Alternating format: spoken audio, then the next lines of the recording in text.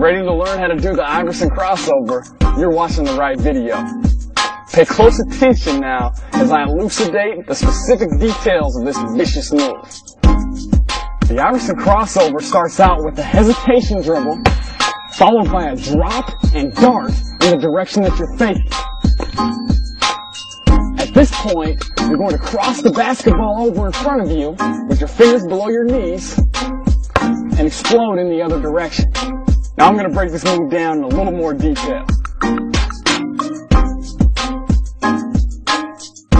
You can get the basketball over to the hesitating position one of two ways. You can either perform a push-out dribble, or you can perform a change of direction dribble. Now while you hesitate with the dribble, be sure to keep your hand on top of the basketball. Your hand's underneath it, that'll be a carry, and that's an illegal dribble. Another thing to point out is that your arm should be somewhat straight. Now if there's a little bit of bend in it, that's okay. The main thing is to get the basketball out to the side of your body. This wide ball position is an essential element of selling this move, so push it out wide. While you hesitate, you're going to drop your body low while darting in the direction that you're faking. Now notice, when I'm in this position, my knee is close to the floor. This is how not to do it. You notice how this knee is up? You'll have a harder time selling your fake with this knee up. This is much more believable. You're going to make the defender believe that you're going to explode in this direction. As you drop and dart in the direction that you're faking, your chest should be over your knee. If you're upright, you're doing it wrong. You need to drop your shoulders and get your chest over your knee. Now another paramount point to point out is that while you're in this position, it's vital that you look in this direction. This will help you sell your fake. Now I'll do the first part of this move in fast motion.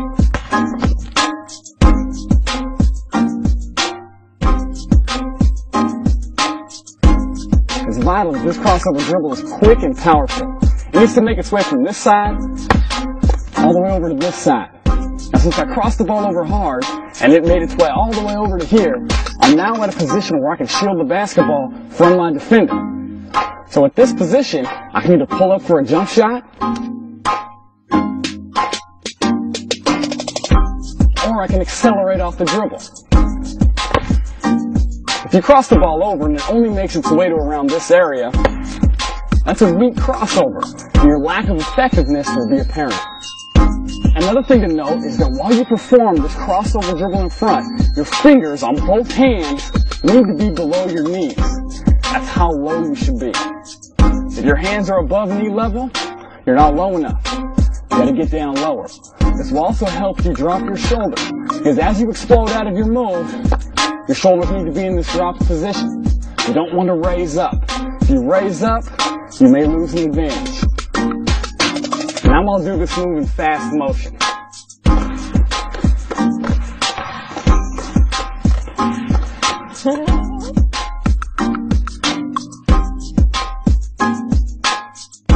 Another thing I want to draw to your attention is the leg that you're faking with. Now as you cross the dribble over in front of you, you're going to be stepping across with that same leg.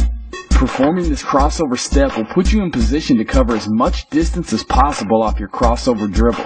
The footwork of a proper drop and dart will enable you to do this in a smooth and quick fashion.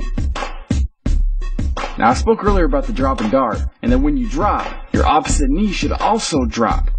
When done correctly, this drop and dart will naturally drag your back foot and put it in a position to push off as you explode out of your crossover. Notice how the side of my shoe is momentarily rotated away from the floor.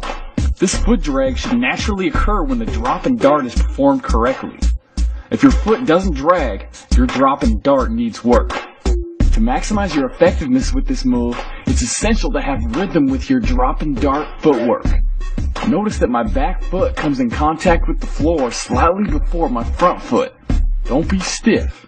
Have rhythm.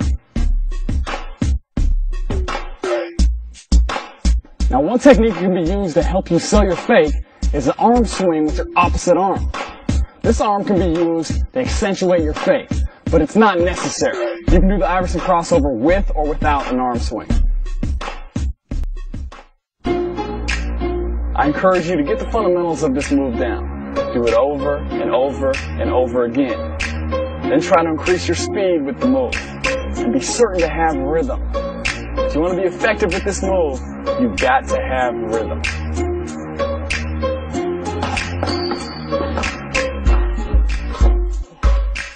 If you're serious about building your Iverson crossover, I recommend that you get on the Iverson crossover workouts.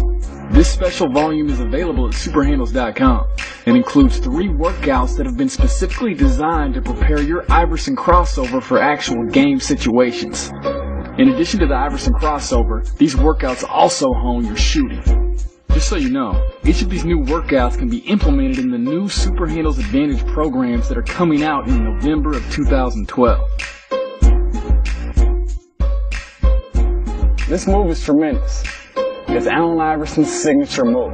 I was lucky enough that while I was growing up, I got to see clips of Allen Iverson do this move, and I saw him do it literally thousands of times. My dad and I would break it down on the computer and take notes, and then I try to apply it. So I have a lot of love for Allen Iverson. Other players who have effectively used this move include Kobe Bryant, Grant Hill, Jason Williams, Jamal Crawford, Chris Paul, and Derrick Rose. It's an exciting move. Thank you for watching this video.